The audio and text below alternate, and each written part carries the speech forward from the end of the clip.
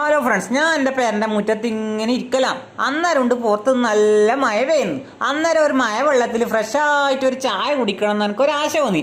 അങ്ങനെ ഞാൻ അടുക്കളയിൽ നിന്ന് ചായ പാത്രം ഒരു സ്റ്റൂൾ എടുത്ത് നേരെ പുറത്തേക്ക് പോയി.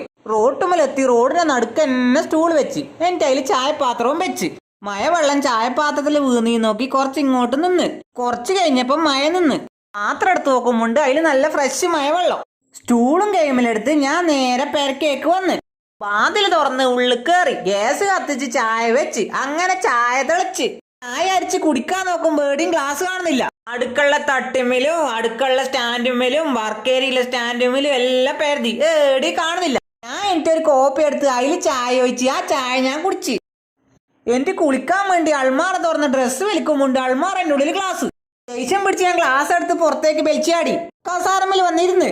പിന്നെ എനിക്ക് ഭയങ്കര മനപ്രയാസം തുടങ്ങി. ഞാൻ ചെരുപ്പ് ഇട്ട് കാട്ടിൽ പോയി പരിചി എന്റെ ഗ്ലാസ് എനിക്ക് കിട്ടി. അന്നേരം എനിക്ക് നല്ല സന്തോഷമായി. ഞാൻ വേഗം വന്ന് അത് കഴുകി അടുക്കളയിൽ തട്ടിമ കൊണ്ടച്ച്.